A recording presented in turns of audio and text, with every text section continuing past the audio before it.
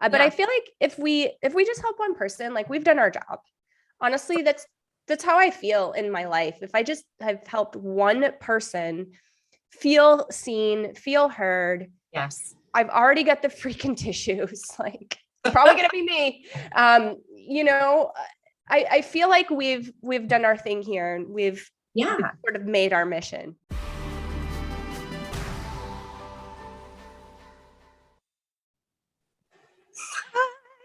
Hey, Mom Nation, it's Katie and Laura. Like I warned you earlier Hello. today, I warned you we'd be here and we'd be doing this live. How's it going, Laura? It is going so good. Thank you for doing this with me. This is really, really exciting. I know we had a preview and we had some posts about it. So I hope that we can get a good live audience and talk about all of our stuff and our junk that we carry with us and maybe help some people out. Like this stuff is in everybody's life and we all, we're not alone. We're not alone out here. I know it. Totally agree. And I feel like if we help just one person, like if just one mom, I'm trying to pull up the live so that I can look at the comments and questions that these wonderful people leave for us. But I feel like if we just help one person, like we've done our job. Honestly, that's how I feel in my life. If I just have helped one person feel seen, feel heard, Yes. I've already got the freaking tissues. Like it's probably gonna be me. You know, I feel like we've done our thing here and we've sort of made our mission. Yeah, I mean, I think so. Like I hear all the time as a mom things from other moms that they say like, "Oh, I feel like a terrible mom because," right? Like how often do you hear that?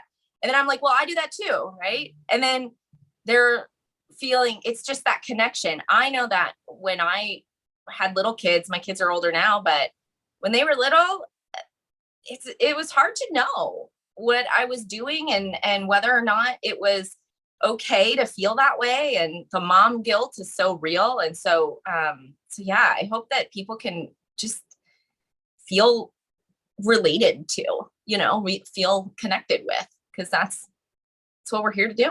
And that in my life, that's been the biggest thing for me. And I have several, I'm sure we'll get to over the year that we're going to be doing this because we're going to be here every month, guys.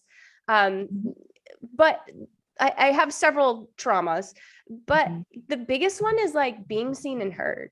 Yeah.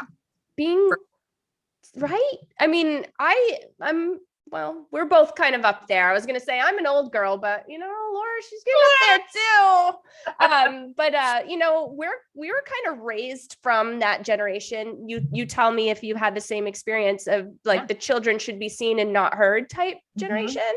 Like, latchy, right? Like just figure it out. Like I remember I was on my own all the time. Same. Right? Same. Just figuring it out. That was it. And then we overcorrect. I don't know if you feel like this, but I think there's so much pressure now because we're of that generation to not do it like that. Yeah. So now we're all up in their business. We're like we've sort of swung the other way a little bit too far. And so it's like, where's the line? What do you do? Yeah. Yeah. It seems like there's so much pressure to like be with them all the time. But then what about us? Then we're just out there on an island alone. I never thought about it that way. And that is like so 100% accurate. I am a self-proclaimed helicopter mom. Yeah. I will tell you, I am. And my husband's probably standing outside my door, rolling his eyes, being like, yeah, you really need to get a handle on that. And I never really made that connection. So many connections are going to be made here with you over the course of the year that we do this. I never made that connection. I didn't feel helicoptered. And now I feel the need to helicopter. Yeah. Yeah. Because we never want them to feel alone. Right? We felt alone. We felt alone. And now we're like opposite. Never let that happen. Right? But then now we're raising scared kids. Yeah. We're raising kids who can't make decisions for themselves, who feel insecure. I hear social anxiety all the time. I hear just not a lack of confidence. And I see it as, some of the time when I work with kids as a counselor, and I see kids who ask, I give everybody a treat at the end of their session. Everybody gets like a prize, like at the dentist, right? Like you pick a little prize from their prize box. I love it. And one of the kids that I work with actually suggested that I have one. She's like, why don't you have a treasure box? I was like, I don't know, man, you're right. I'm going to get one. So anyway, so they pick a prize, but they have a hard time choosing. So they'll be like, I don't know. Can I go ask they're like, can I go ask my mom in the waiting room to help me choose? I'm like, no, you certainly can't. I'm like, you can do this. You can make this choice. I know it, And so we're reliant on our moms. And so that means our as moms, we're so enmeshed with our kids that we sort of lose sight. It's forced through the trees, right? So we sort of get sucked in to this world of kids' feelings, and we stop seeing things objectively, and we don't even realize what we're doing. And this is kind of this goes back, and I didn't even think about this until now, but as we talk about, what is this? Generational trauma, intergenerational stuff. So what is that? What are we doing here? We're here to talk about those exact things, the things that we're bringing with us and passing down to our kids. And so sometimes we do the exact same thing that we've done for generations, or we overcorrect and do the opposite. And we don't even realize why. We don't even realize why it's so difficult for us to let go. We don't even realize that we're doing it because we're so zoomed in that we can't see the bigger picture. And so we're here to talk about, what's that look like? What's the bigger picture? Why is this so hard? Why are we stuck in these cycles, in these loops? We can unpack that a little bit here and maybe unravel and look at the bigger picture and say to ourselves, like, okay, what am I doing? Do I even know why I'm doing that? Yeah. Most of the time, do we? I don't know. Right. Why do we do this? Right. And I love that you said that. And one big thing that I have been really passionate about since the time we had coffee, even before, that last time, and something that I really want to be seen and heard about, and I wish for other people to be seen and heard about too, is just because your childhood isn't the same as maybe somebody who was physically beaten, or, hey, Marley's on, or, went through sexual abuse or something like that. Like, just because that maybe didn't happen to you doesn't mean that the things that did can't be classified as traumatic because they affected you. So with you and I just going through this little beginning banter, learning about each other, that we were basically alone as children, which I didn't know that about you. I don't know if you knew that about me, but we have it in common. That's a trauma. Yeah, certainly. Anytime. So children need to be seen. They need to be felt. And one of the trainers that I've had the luxury of learning from through my counseling work she says what it's like to feel felt. Right? To feel like you're felt, to feel that connection is so critical. And when we're on our own, we don't get that. And so as we get older, we do things and we need to make sure that we're seen and heard and felt. And so those are things that we've built our lives to meet unmet needs.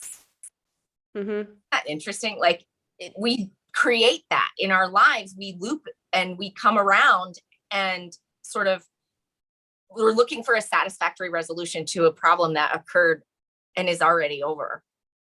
It makes so much sense. Personally, this is not the way things are now because I've been through a lot of healing. Yeah. But in my 20s, I was the one that didn't dress fully. So I was little Miss Scantily Clad, right? And sure, like, really dress up. Yeah. And I was on stage and I was singing and I was doing all of that. I feel like just having this conversation with you, I'm putting 2 and 2 together. Yeah. That got me seen and heard. Maybe, yeah. Yeah. And it maybe wasn't the most healthy way to be seen and heard, because I can tell you I put myself in a lot of very dangerous situations, like real dangerous. Like I can remember, this is when I first came to Phoenix, and I had no idea about trauma, and I had no idea about healing, and no idea about therapy and any of that. And, I was in a band because that's what I do. I'm a singer. And I would go by myself. Like, I'm the size of a freaking gnat. Like, I'm super tiny, right? Yeah. And, I was maybe all of 95 pounds back then. And no joke. And so I would go with these bands to this industrial part of Phoenix, which was probably not where somebody the size of a gnat that's female and all by themselves should be alone, right? Right.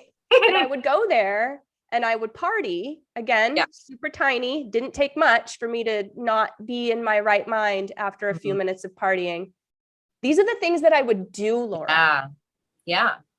And not big safe. Picture. Yeah, that's not safe. You're not safe, and you're not thinking about not being safe. You don't know why you're doing it, but you're doing it. You're in a cycle. You're in a cycle that's created by your old stuff. And eventually you can realize, like, oh, maybe something has to happen for you to realize that. But what I want to do here is let's not have to learn the hard way, right? Yeah, because I don't know about you. Yeah.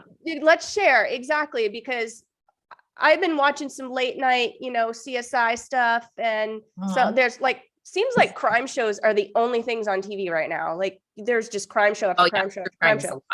Right. And I could have been one of those girls that was found in a ditch with her skirt wrapped around her ankles. Like, that could have very well been me. Yeah. Or addicted to drugs. Yeah.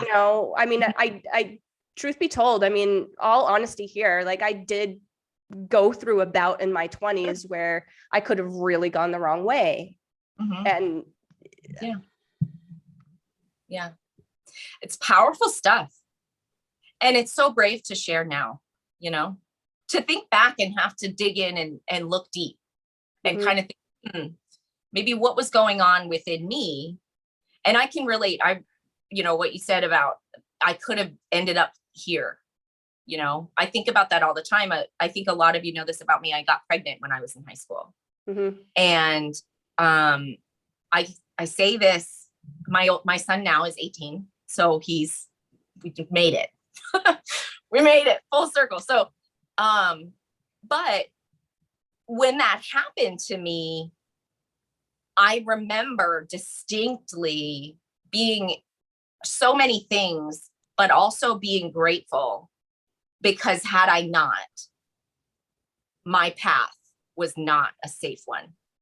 I was going down the wrong direction. I was in situations that were dangerous. I was, underage drinking and things like, I was not being safe because I was so desperate to get out and to fight out. I was angry. I wanted to just yell and scream, and I wanted somebody to save me. And that's because of my childhood stuff, right? My aloneness. And so that's how I wanted somebody to save me. So I needed that attention. I needed people to see me and to validate me.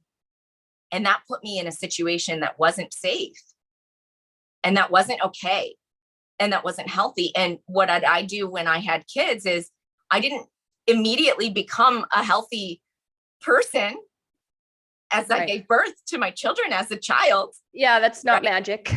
So then what happens? The kids are in that. So my reactiveness and my instability impacted my own kids, right? Because why would I change then, right? Like, why would I didn't know.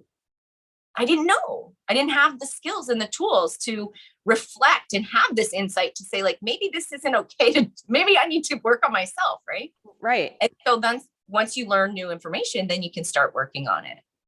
But our stories, just even those mini anecdotes of our lives, are so ingrained in our own histories and our family histories. And what is that?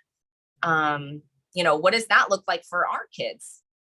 How can we stop that here and say, I'm going to find the middle. I went through my overcorrection. I'm going to find the middle, and I'm going to teach my kids how to be independent and also seen. I'm going to show them that they're seen and felt and loved, while at the same time, I'm going to allow them to make decisions for themselves, make some mistakes, go through some stuff, but they're going to have me showing up and guiding them and offering them those boundaries. Because sometimes the overcorrection is, well, let's be our kids' best friends. Right? Yeah. Who's that mom out there? Right. Right. Guilty parties, afraid to get their kids in discipline, don't want to rock the boat. Right. Scared of all that chaos. I don't want to scar them because we've been scarred. Who's been there? That's such a big fat ball of wax right there too. And, and so everybody, please pipe in with questions if you have them, because really what we're looking to do here is bring light to these things and really help people realize things that had happened in their past and in their childhood by all means affects what's going on now, and affects the, the repetition that you're running in and the cycles that you're running in. So my question for you, Laura, is for somebody like me in my 20s, where if you would have approached me and been like, okay, so this isn't healthy, what about your childhood should we talk about? I would have told you to go pound sand up your ass, pardon my French. So like where, you know what I mean? Like where do we realize, first of all, get over that ego part of it?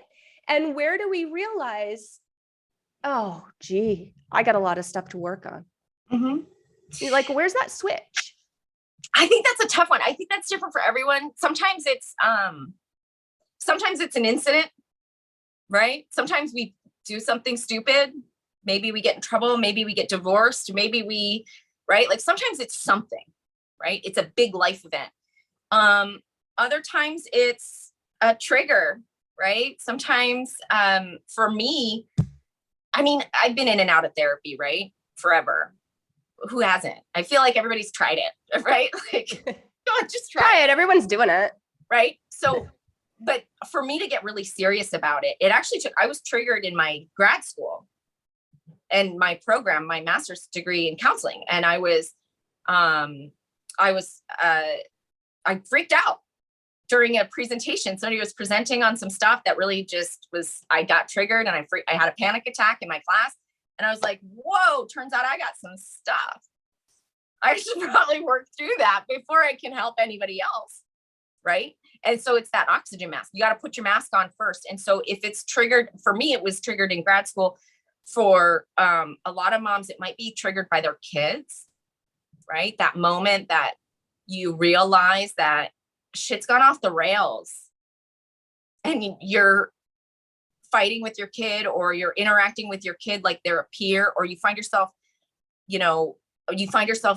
feeling angry with their kid, or thinking to yourself that they don't deserve, for you to be nice and loving. And when you start to kind of get to that point where you're just in this chaos, I think that's a good time to maybe question. But I think what you said earlier is so interesting, and that we don't really think about our lives as traumatic.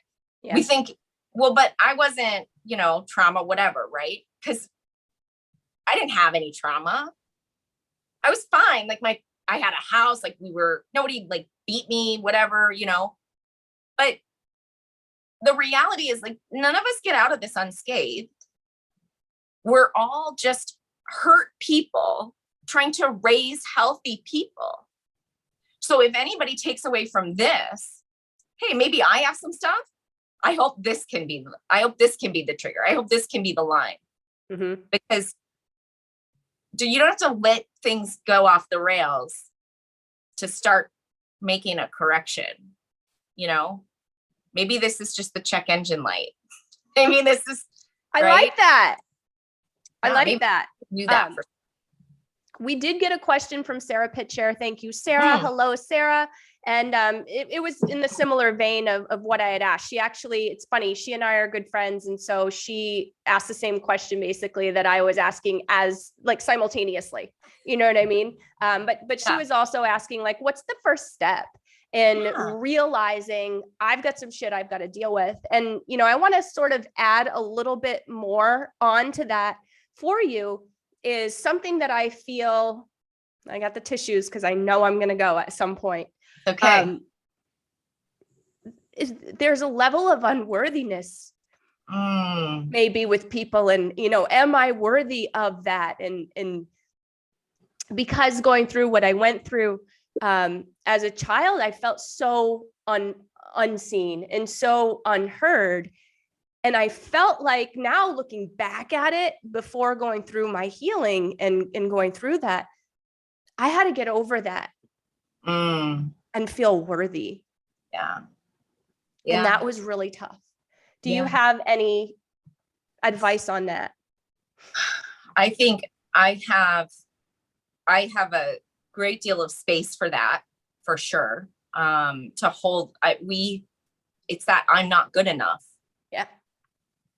That I don't deserve this. That I think runs deep for a lot of us. And I think the first thing that we can do is, that's something I would call a negative cognition. We would think about that, and I'm hesitant to encourage somebody to do this right now because it could open up a whole can of worms. But, you know, if you're in a stable place and you're not driving and you're not, you know, if you're safe, pull up that feeling and just sort of let your brain tell you where that's coming from. Ask your brain to share with you just a glimpse. You know, you don't have to open up the box, but maybe just take a look at the cover, you know, and say, where is that coming from? And I would be willing to bet that whatever's on that sort of description, whatever's in there is going to have something to do with your childhood experience. And if that's true for you, then accept that, acknowledge it, welcome it into your life. Welcome that childhood experience, claim it, and then go get therapy. Because if you've got that negative thought, negative belief about yourself, it's going to track all the way back, even to something benign. And don't minimize it. Let it be there for you, within you. Hold space for that. Hold space for your experience, because you are worthy of your own experience. You're worthy of the feelings that you had. You have the right to feel in a negative way about things, even if things were mostly okay. Like saying, I felt this way, or this is my experience, is in no way, you know, ragging on your parents or saying I didn't have a good childhood or I'm ungrateful. You're not any of those things, but you're a human and you have feelings and you have a right to those. And so that's my advice would be to check in, see where that's coming from. The thing that changed that for me was actually a self-development course that I had taken. And I will never forget this moment in time when this happened and when I heard what I heard. But this gentleman, amazing person that he was, he said to me, think about, okay, I'm gonna get a little scientific, I guess, but think about how much of a miracle each one of us is. There had to be this release of the one egg, right? And the meeting of the one sperm that was in a bunch of like 50 billion of them. Yeah. Had to come together in order for you to be created. how could something so magically, so miraculous not be worthy? Yeah. Yeah. And it just was giant for me. Yeah. That's powerful. So many things had to go right. So many things had to fall in line so that you could exist. And that wasn't an accident. That wasn't a mistake. You are on your own as an individual human enough. And that is regardless of how you were treated or what you've experienced or what other people say. And the reason why I say that is because often our narrative comes from in context of how other people, what other people say. Mm-hmm. But the reality is, if somebody, let's say we had it really tough, right? Let's say somebody was really, abused and hurt by their parents. Those people might believe that there's something wrong with them, that it's their fault somehow. Mm-hmm. But it isn't. It's not our responsibility to be treated with respect. It's other people's responsibility to treat us with respect. We can't control other people's behavior. Right. And that's a hard lesson to learn. And that's what we can help our kids learn, is that my shortcomings as a mom are about me and how I feel inside, about myself, not about their behavior or whether or not they were good or bad today. That's not their contribution to life. Can't control my behavior, can't make me nice or mean. Right. Can't make me abusive or not abusive. And that's, as parents, a valuable lesson that we can learn so that we can separate ourselves from rewarding our kids that token, economy where you only get affection or good things from me when your behavior is good. But really, you should get affection and love and security and safety from me, no matter what your behavior is. Mm-hmm. Because that's my role in this relationship, is to keep you physically and emotionally safe.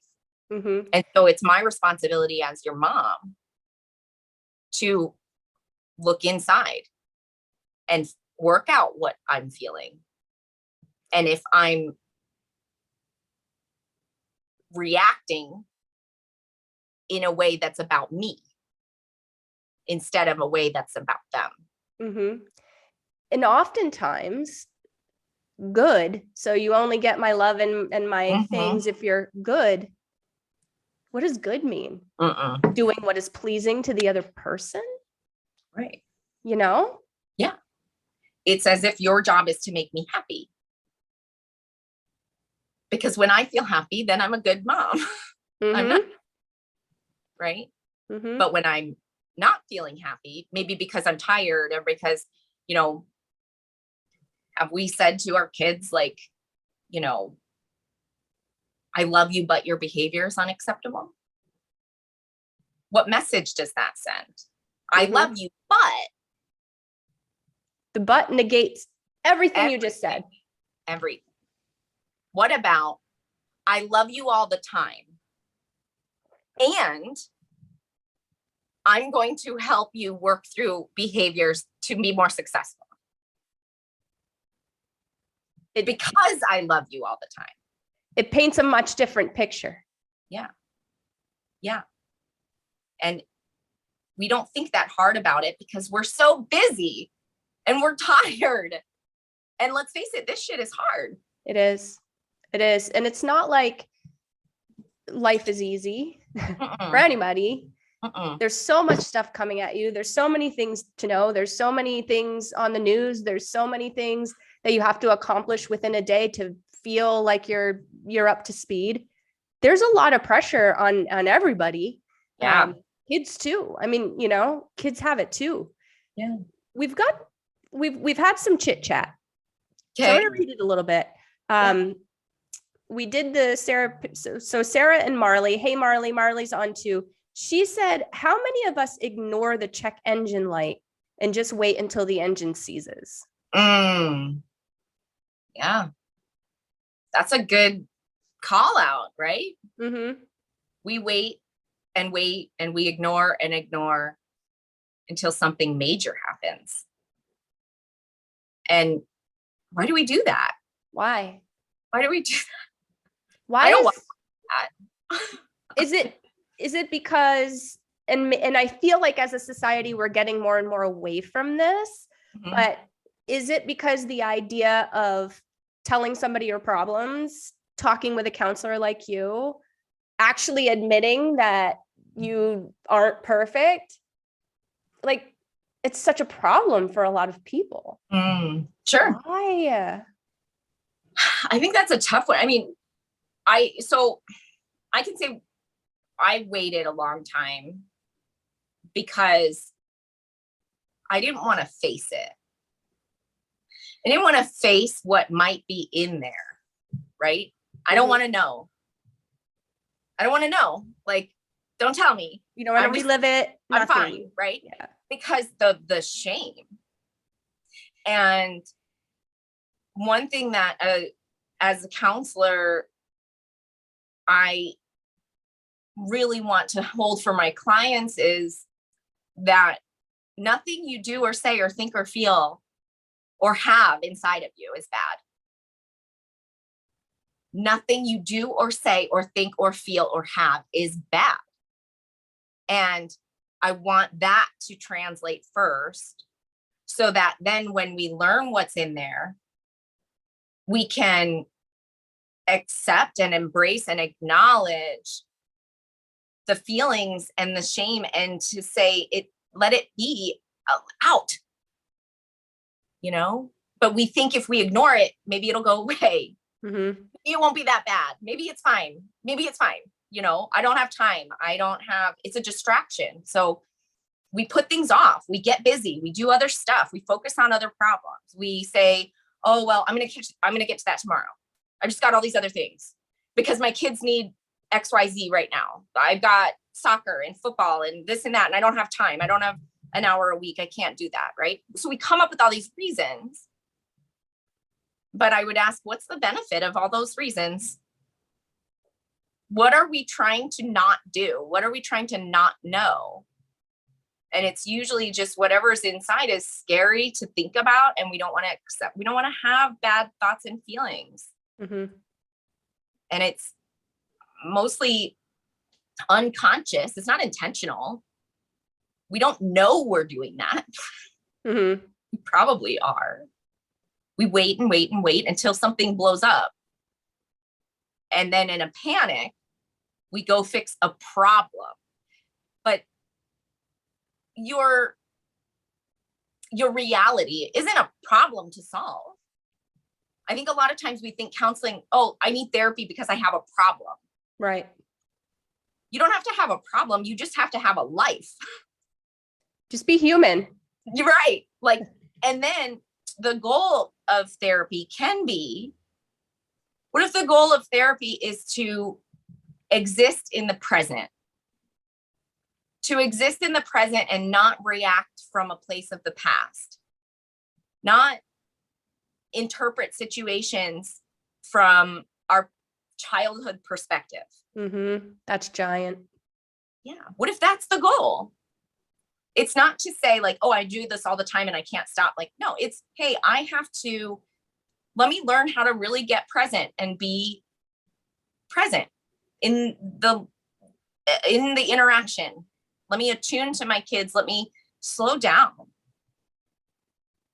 I don't have to have a big problem or a diagnosis or, you know, our stuff. It's not a problem to solve. It's simply an organism to automate or to optimize, I should say. To optimize. That's all. Mm-hmm. Well, why do you do anything? Why do you take, I don't know, lessons for something so that you can increase that skill, right? So that you can better that skill. Yeah. what is there that's more important than the skill of life? Mhm. Yeah. What is more important than the skill of relationships? What is more important than the skill of, like you said, being present and thinking with your 42-year-old brain Yes. versus my 4-year-old brain? Because as you know, from being a counselor, what is your, what do people often do? They're thinking about it in their, when that trauma happened, this is now has developed my filter. This has always been my filter. I didn't change that. I didn't increase that skill or better that skill. I've just always been thinking about it right here. And this is how I react when this shit happens in my life. Right. Right. And my actions are inconsistent with my goals because I don't have control over them. Because I didn't know what goals were when that happened. Right. And then I'm going to beat myself up for overreacting. And then I'm going to feel bad. And then I'm going to apologize to everybody. Or I could learn that stuff isn't that. Right. My relationship with my husband or my wife is not my mother. Right. Or my father. Right. They're not the same. My relationship with my child is not my relationship with my parents or my spouse or my friends or any of that. My kids are not me. That's huge right there. Yeah. This isn't a redo of my own childhood. Right. And they don't need to think and feel like I think and feel, because that's right. I'm different than they are. Yeah. Yeah. So that one's, I mean, that's a whole thing on its own, right? Is to separate ourselves from our kids. We, as moms, that'd take a whole hour to just even unpack, but there's so many things that therapy or support group, whatever, right? Like, it doesn't have to be like traditional counseling. It could be, you get together with your friends and you have a mindfulness group. I don't know, whatever. But something to acknowledge and check in with yourself to say, hey, who am I now? What am I now? How do I believe about this? What do I believe about this now? And sort of, you have this opportunity to define your family life.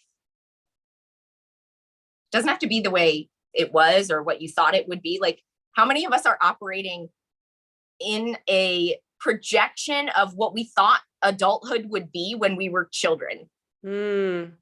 Oh, that's huge. How many of us are operating in, like, there's no, written notes in the sky about what it means to be a mother. Yeah. How many of us are operating based upon this instructor's manual of what it looks like to be a mother, a friend, a wife, whatever, Yeah. I know I was. Yeah, I was. I was a kid pretending to be an adult for like 20 years. Like, and then I was like, oh, that's not what this is. Like, okay, I get it now. Like, I'm a real grown up now. I'm not just a kid pretending to be a grown up, trying to figure everything out. Like, that totally changed my whole, literally, that was my game change moment. Was like, I didn't realize that I was operating from the perspective of a 16-year-old trying to be a grown-up, or a 17-year-old, which is how old I was when I had my son, trying to be an adult. Because at 17, I was not an adult, but I had to be, right? And that's an impossible to succeed goal. So what did that tell me? That told me I wasn't good enough because I couldn't do it. I couldn't be a grown-up. It was impossible, right? Biologically, I'm not one. So that put me in this place of like, okay, let me just be better, work harder. Let me prove it. Let me show up. Let me learn all the things. Let me do, right? And that put me through this path of where I didn't realize that I was doing it that way.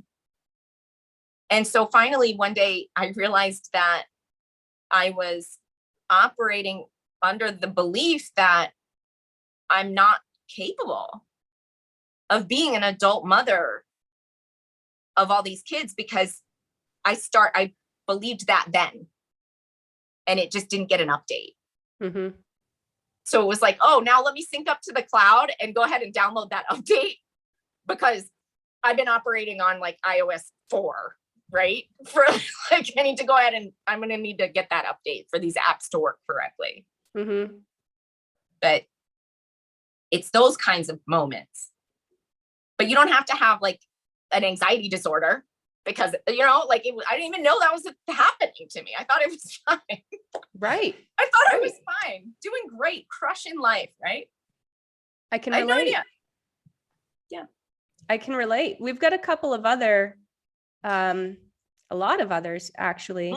Awesome, guys. Thank you so much. Sarah asks, what are a few things you can do outside of therapy to help? Affirmations, books, groups. We kind of touched on that a little bit. Do you have anything more to add?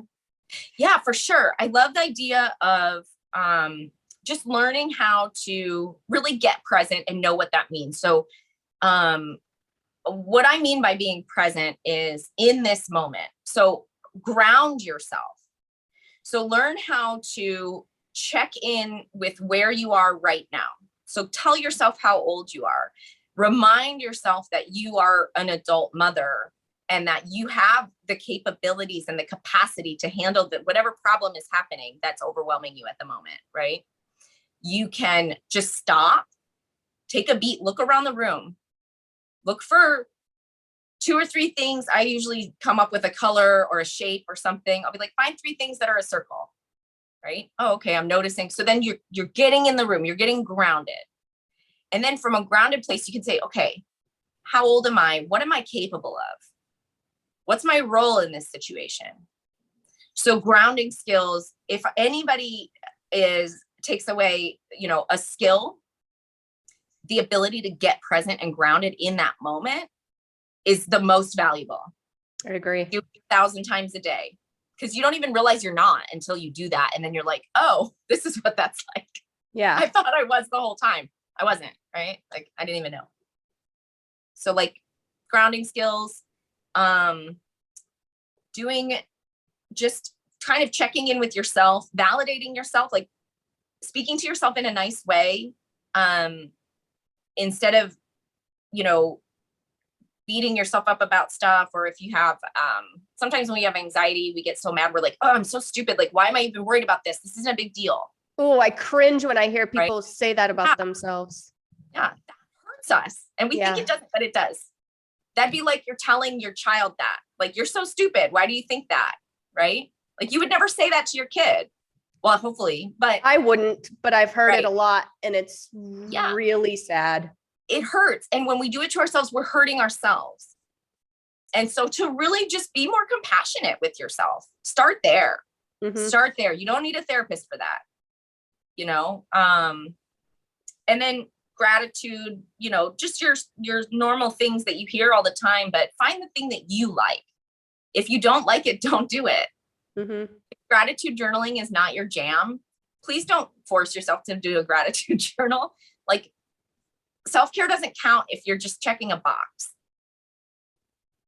Find the thing that you legitimately enjoy and then do that, but do it on purpose. Notice it. Do it on purpose. That's, I would say, start there. Yeah, hopefully that's giant. Oh no, that was awesome. So a couple more things from Sarah. She was just, during our conversation, she mentioned something that I hear you say a lot is hurt people hurt people. Oh yeah. Yeah. And, you know, maybe you can go into why a little bit. We have about 15 minutes left. This has been a phenomenal conversation. I'm like, really? We only have 15 minutes left? I know. I was like, wait, what? Okay. Did we just start? But can you go into a little bit more detail about why that is? Yeah, I mean, so when we are in pain, we have 2 fundamental systems. One is to attach, to reach out for support. And that system is usually the one that gets hurt. So when we reach out for support and we feel a rejection. So then we create then what's called our defense system activates. And our defense system is protecting us from that pain. So it's doing a good thing. And we can get more into this specifically, but Cliff's Notes version when we are in a defensive stance, we're not capable of connecting with another person in order to feel empathy for them. So we're operating from a survival state of the only thing that matters is that I live through this moment.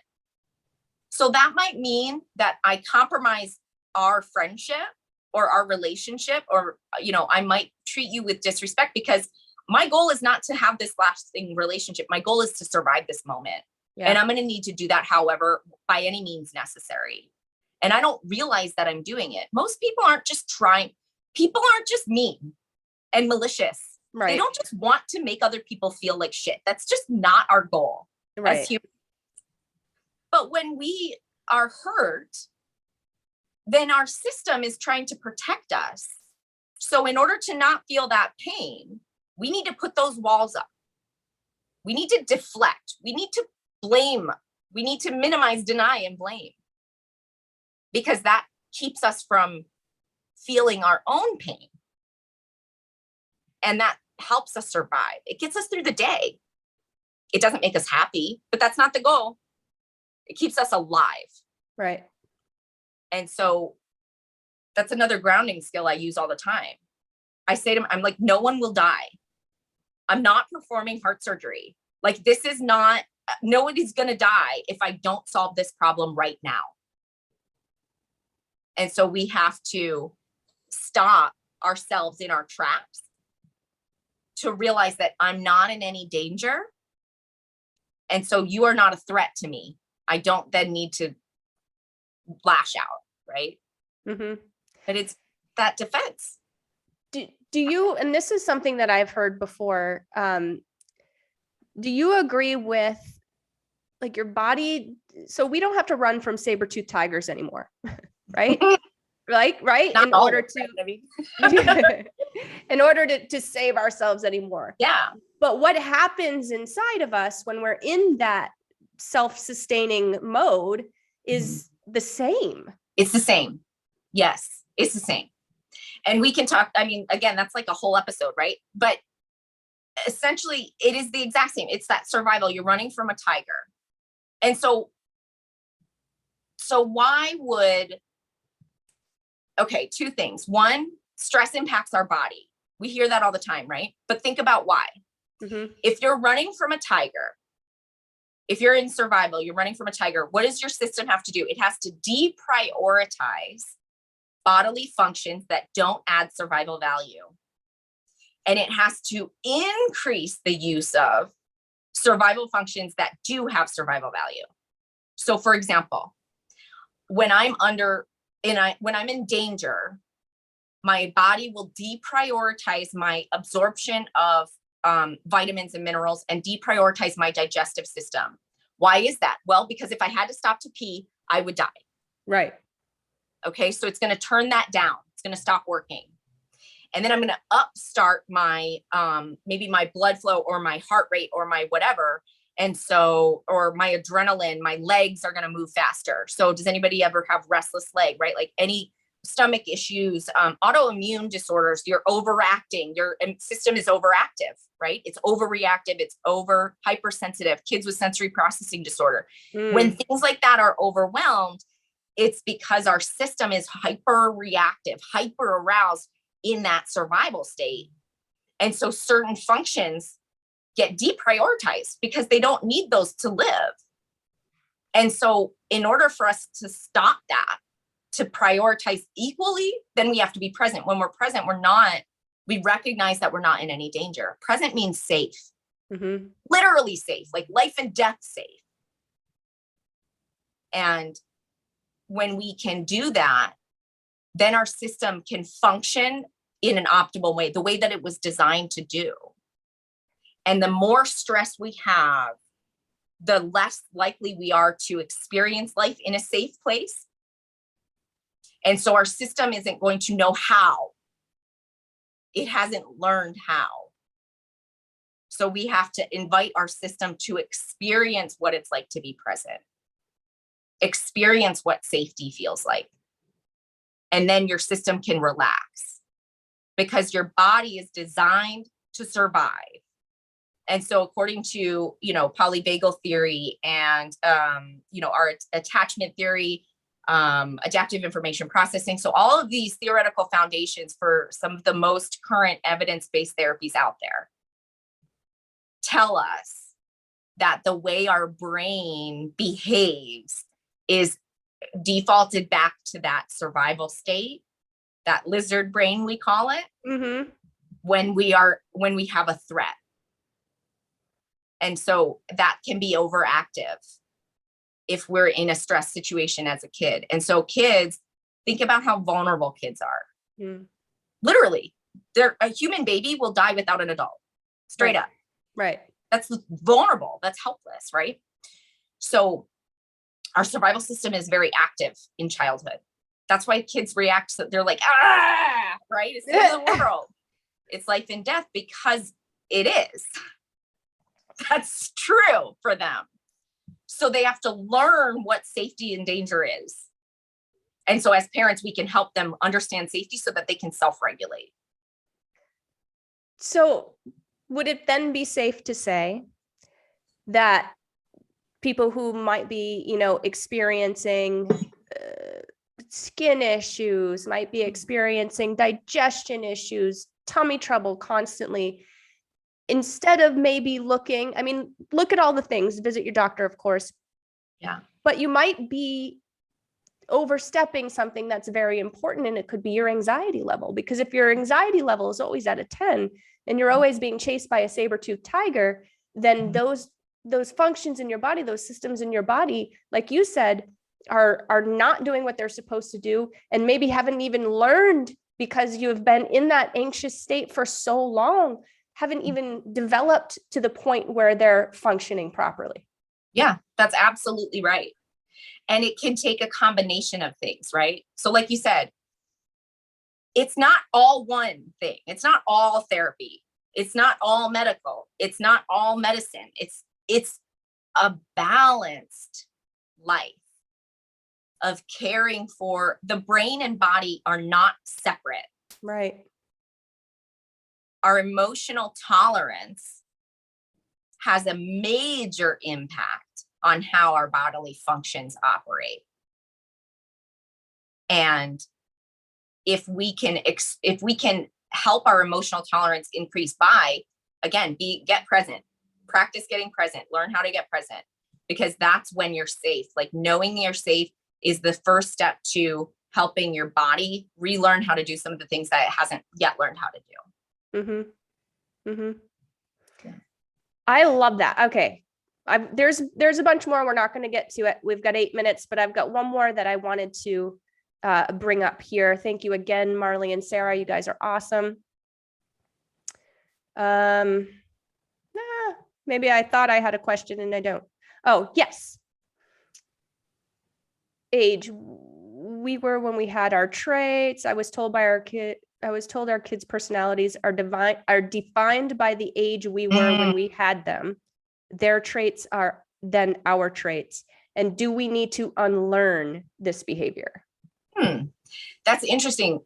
So I think if I understand correctly, it's that our kids' sort of personality traits are dependent on our personality traits. I think that's solidified. I think that's what she meant. Yeah.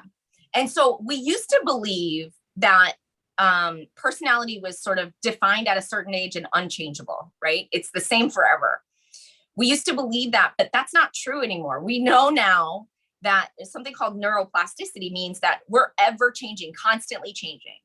So I can rewire my brain now at 40 if I need to, based on the ability to learn in an adaptive way. And so I can learn new things and unlearn, like you said. Sometimes it's about not necessarily unlearning, but updating. So your kids' personality is a complex aspect of us. And it develops a lot of our development. The majority of our development obviously happens in childhood, our brain development, but that's not to say that our learning stops. And our learning impacts our personality. Our behaviors are impacted by our perspective. Our perspective is impacted by our presence of mind and our emotional tolerance. So as we get into these different tolerance levels, if I'm anxious, my personality is going to be different than if I'm calm, right? I could be a huge dick when I'm anxious, right? But I could also be like really nice when I'm calm. So it's like, so the embrace the traits that exist and continue to be open to learning new, learning more, learning how to lean into some of those things. Kids, accept the kids where they are at and let them grow. And it's in addition to, not instead of. So I would say not to unlearn, but to add on to. And that anybody can do that at any time. We're all doing that now. Yeah, I totally agree. You can always grow. You can always learn something new. You can always adapt, what you learn. Marley says, I can't type. I'm sorry. No, it's all good. I just wanted to make sure I understood. Yeah. So she wrote again, so we can help our kids out of these bad traits, emotional/behavioral issues now, rather than wait for them to get older and ask for the help. Oh, yeah. Yeah. And help them learn how to be successful and happy, right? So the behaviors are often, so kids aren't just, we say like, oh, you're just being difficult or whatever. We don't do things that don't make sense. So when a kid is sort of acting out or inconsistent with the situation, right? Like what we would call like overreacting or throwing a tantrum or whatever. A lot of the time it's not actually about whatever it's about. So we can help our kids curb that immediately by just attuning to them in those moments. I always tell my parents of my clients to just do less. Help your kids by doing less. Like, let's say my kid is throwing a fit and he's just really upset about something. I might just say, I can see you're really upset and that's hard. I know, I just want you to know that I'm going to sit here with you until you feel better. And I love you all the time, right? Nothing that you feel is going to change that. I just want you to know that I'm here with you. And I don't even have to interact. Once I say that, I can just be like, okay, I'm going to do my work still because I'm busy, but I'm going to sit with you while I do it. Would that be okay? And then you're usually like, okay, that's going to shorten your tantrum time immensely, because what you're doing is you're teaching your kid that they don't need to show those behaviors to get attention. They don't need to do those behaviors to get your love, to get your affection. They don't have to react that way. Like, we can usually stop that stuff by attuning. Most of the time, kids just want to be seen, felt, heard. So when you see those behaviors and you're trying to adjust, and they're having a really hard time, try to just sit with them. If you're trying to coach and change something, then, you can offer them different ways to do it. You can offer them different solutions, and without knowing exactly, it would be hard for me to be specific, but absolutely don't wait for them to ask for help. You can be their support right now. And just by changing that approach, that attunement approach to just being where they are and being accepting where they are. Like, I accept that you're mad. I like that. I like that so much. Because one thing that I think is super detrimental, especially to the connection, is I love how you're just like, hey, you feel how you're going to feel, bro, and I'll hang here for as long as you need me to feel, instead of, no, you don't feel that way. Those aren't your feelings. This is how you should feel. Don't be mad about that. Don't be frustrated. Like, how many times have you, how many times has that been said to me? And how many times right? Like, how many times have you heard parents saying that to their kids? And it's like, you're now not even giving them the ability to feel what they actually feel. Like, how confusing is that? Yeah. And we don't do things that don't make sense, right? So what we're trying to do is we're trying to let them know that that everything's okay, right? We're trying to let them know that they're safe, that they don't need to worry. But we're at this, like, by doing that in that way, we're minimizing their experience. And so we change the approach with the same goal. And we change the approach by saying, I accept, like, it's okay to be really, really mad. let's talk about how we can express that. I'm going to sit with you, whatever, right? And then if they're somebody who's mad and damages property, throws dangerous tantrums, right? Like I hear that. It's not easy. And so we have to be able to keep them safe. And so there's more to that. We can talk more about it, but the gist of it would be, hey, it's okay to be really mad. I've been really mad before too. I'm going to sit with you until you feel better. And then once you feel better, we can talk about different ways to express your anger so that it can help you. I want to help you express your anger in a healthy way, right? So we're going to learn how to do that. And then they'll be fine. But, and then they're good. But seriously though, but that builds trust. Exactly. You know, like thinking about some of the experiences that I've had in my past where I've been told not to feel or think that way, and I should feel or think a different way, and didn't really build too much trust between me and that person.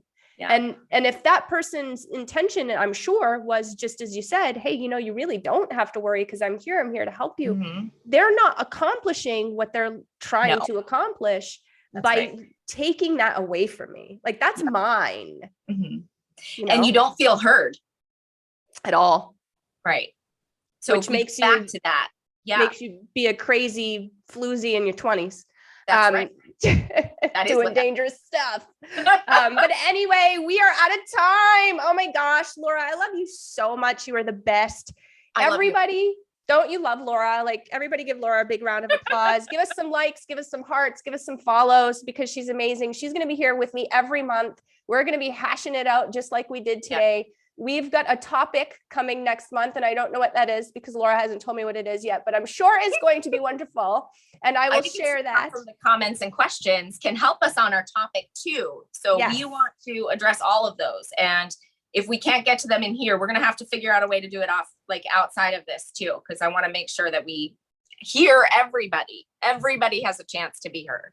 Exactly. So if we weren't able to get to your question or your comment today, like Laura said, we apologize, but we're going to go back through and we'll be addressing everybody's comments and questions. We will be here again next month, same time. So that is the last Wednesday of the month at 4:00 Arizona time. I know some of you are across the country. So just so you know, be jealous. Arizona doesn't change their time. Okay.